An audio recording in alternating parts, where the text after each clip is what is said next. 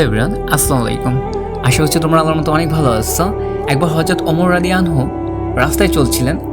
তিনি একজন বৃদ্ধার বাড়ির সামনে দাঁড়ালেন, যিনি দরজায় বসে কিছু খাবার বিক্রি করেছিলেন। ওমর রাদিয়াল্লাহু আনহু দেখতে পেলেন বৃদ্ধা খুবই কষ্টে রয়েছে এবং তার হাতে কিছু খাবার নেই। ওমর রাদিয়াল্লাহু আনহু তার কাছে গিয়ে বললেন, বুঝি আপনি অনেক কষ্টে আছেন, আমি কি সাহায্য করতে পারি? বৃদ্ধা বললেন, হ্যাঁ, কিছু সাহায্য দরকার। আমার পুত্র এক সময় যুদ্ধ থেকে ফিরছিল, কিন্তু সে মারা গেছে। এখন আমি একাই এবং আমাকে সহায়তা করার মতো কেউ নেই।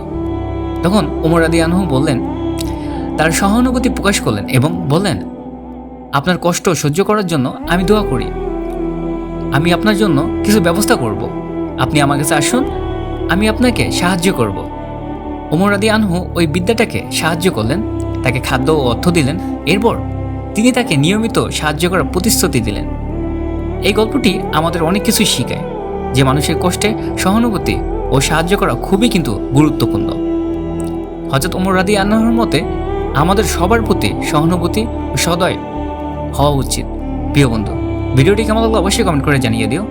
দেখা হচ্ছে নতুন আরেকটি নতুন ভিডিওতে। আল্লাহ হাফেজ।